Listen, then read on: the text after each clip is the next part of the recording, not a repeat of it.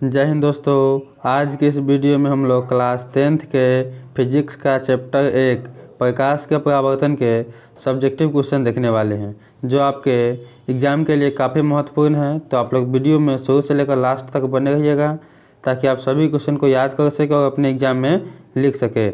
तो आइए हम आज का क्लास स्टार्ट करते हैं और क्वेश्चन देखते हैं। आपका पहला नंबर क्वेश्चन है, प्रकाश क्या है, इसकी विशेषता को लिखें। प्रकाश क्या है, पहले हम इसको जानेंगे, फिर इसकी विशेषता को भी हम पढ़ेंगे। तो आइए हम इसका आंसर देखते हैं। प्रकाश एक ऐसा माध्यम है जिसके द्वारा हमें किसी वस्तु को देखने की अनुभूति होती है, उसे हम प्रकाश कहते हैं। मतलब जब प्रकाश किसी वस्तु से टकराकर हमारी आँख तक पहुँचता है तो हम किसी वस्तु को देख पाते हैं। यही है जो इसका साधारण डेफिनेशन है।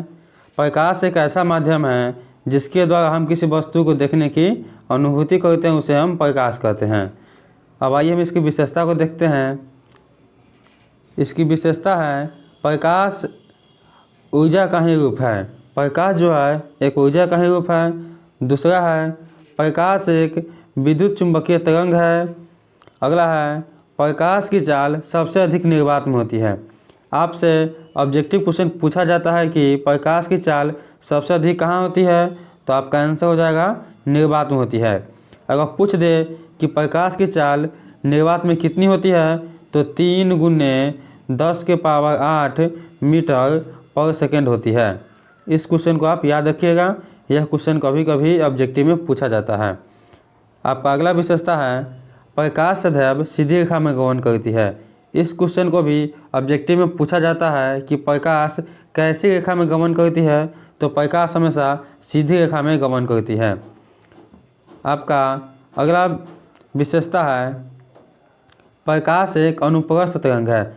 आपसे पूछ दे कि प्रकाश कैसा तरंग है, तो प्रकाश एक अनुप्रस्थ तरंग है।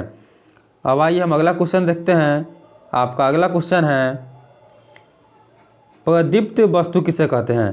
प्रदीप्त वस्तु पूछेगा आपसे या प्रदीप्त पदार्थ पूछेगा, तो हम बोल सकते हैं जो वस्तु प्रकाश उत्सर्जित करता है उसे हम प्रदीप्त वस्तु कहते हैं। यानी वह वस्तु जिससे प्रकाश का उत्सर्जन होता है, जैसे आपका सूर्य हो गया, मोमबत्ती इत्यादि। मोमबत्ती है जो खुद अपना प्रकाश उत्सर्जित करता है, इसे हम प्रदीप्त वस्तु कह सकते हैं या इसे हम प्रदीप्त पदार्थ कह सकते हैं। तो वैसे वस्तु जो खुद अपना प्रकाश उत्सर्जित करते हैं उसे हम प्रदीप्त वस्तु कहते हैं। अब आइए हम अगला क्वेश्चन देखते हैं। आपका अगला क्वेश्चन है, अप्रदीप्त वस्तु क्या है। आप देख सकते हैं कि प्रदीप्त तो आप समझ गए हैं, लेकिन यहाँ पे प्रदीप्त से पहले अ लगा है। अ का मतलब होता है नहीं, यानी वैसी वस्तु जो प्रकाश उत्सर्जित नहीं करता है उसे हम अदीप्त वस्तु कहते हैं। आप अदीप्त वस्तु या अदीप्त पदार्थ भी कह सकते हैं। तो जो वस्तु प्रकाश उत्सर्जित नहीं करता है उसे हम अदीप्त वस्तु कहते हैं। जैसे आपका टेबल हो गया, टेबल जो होता है प्रकाश उत्सर्जित नहीं करता है। पुस्तक हो गया, कुर्सी हो गया, यह सब आपका प्रकाश उत्सर्जित नहीं करता है। आइए हम अब अगला क्वेश्चन देखते हैं। आपका अगला क्वेश्चन है, किरण पुंज किसे कहते हैं और यह कितने प्रकार के होते हैं।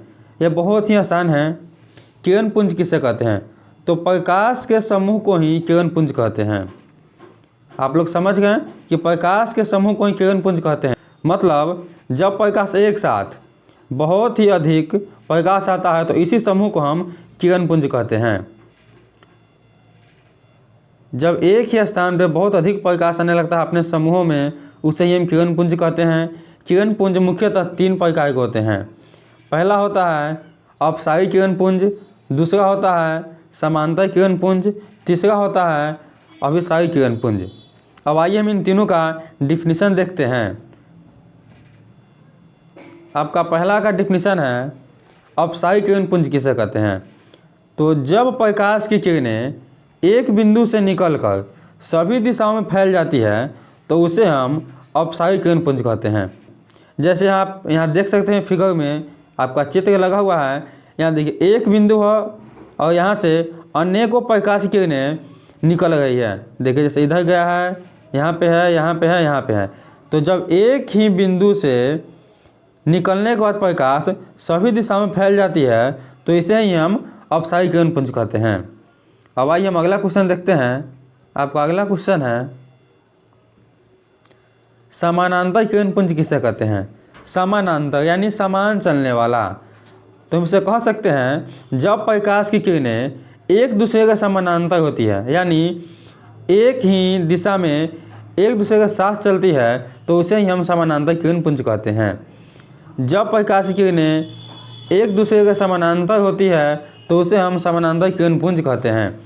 जैसे आप यहाँ देख सकते हैं चित्र में दिया हुआ है, सभी किरण जो है एक ही दिशा में एकदम समानांतर चल रही है, तो यही जो है आपका समानांतर किरण पुंज है। अब आइए हम अगला क्वेश्चन देखते हैं। आपका अगला क्वेश्चन है अभिसारी किरण पुंज किसे कहते हैं। अभिसारी मतलब एक ही जगह पे आने वाला। तो जब प्रकाश की किरणें भिन्न भिन्न दिशाओं से आकर एक ही बिंदु पर मिल जाती है, तो उसे हम अभिसारी किरण पुंज कहते हैं।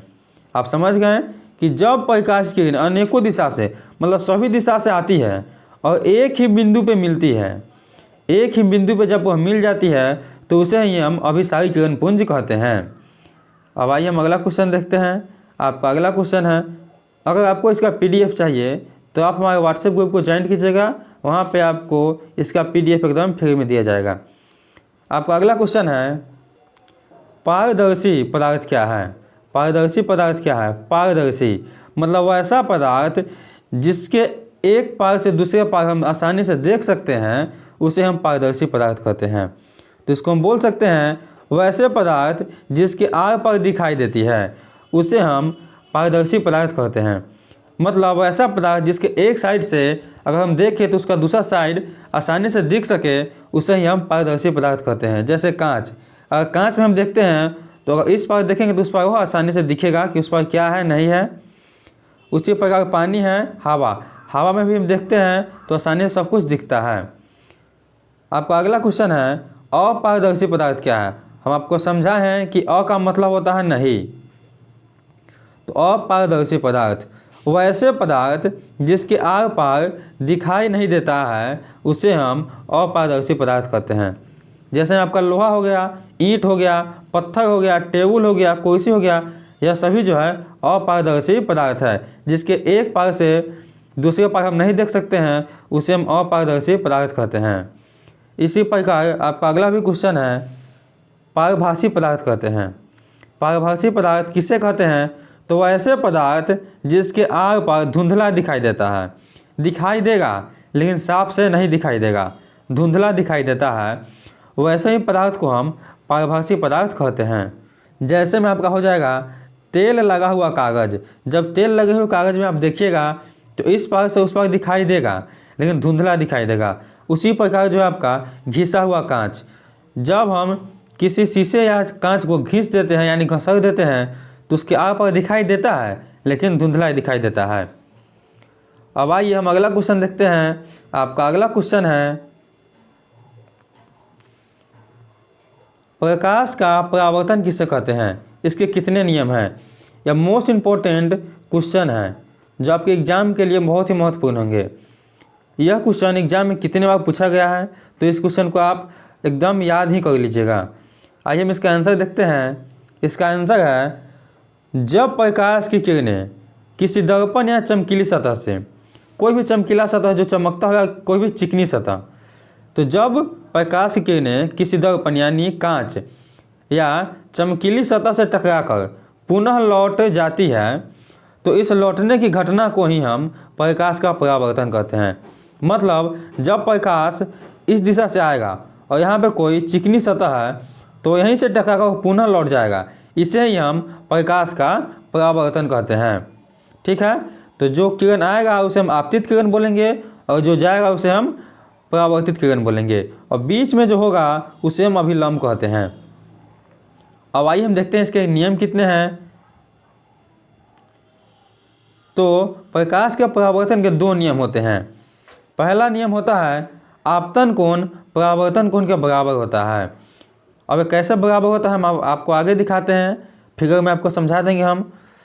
दूसरा नियम है आपतित किरण परावर्तित किरण तथा आपतन बिंदु पे डाला गया लंब तीनों एक ही तल में होता है।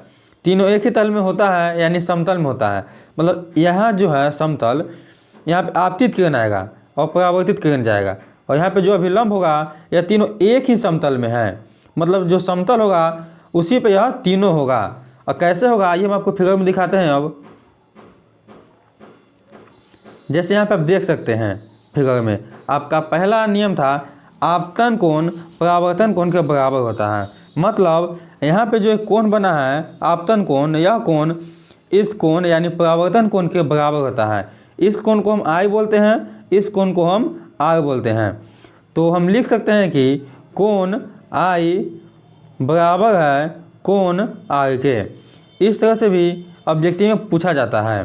तो देख सकते हैं कि आपतन कोण जो है परावर्तन कोण के बराबर होता है, और दूसरा था आपतित किरण और परावर्तित किरण तथा आपतन बिंदु, यानी जो आ रहा है आपका किरण, इसी पे जो यहाँ बिंदु बना है आपतन बिंदु पे जो डाला गया अभिलंब है, यह जो अभिलंब इस पे खड़ा है उसे ही लंब बोलते हैं, अभिलंब है, वह तीनों एक ही समतल में है। मतलब जब यह किरण आया है और यहाँ से टकरा कर लौटा है, तो जहाँ पे टकराया है वह बिंदु, और यह जहाँ लंब जो खड़ा है अभिलंब वह बिंदु, यह तीनों बिंदु जो है एक ही तल यानी जो समतल है एक ही समतल में रहते हैं। यही जो है प्रकाश के परावर्तन के दोनों नियम हैं।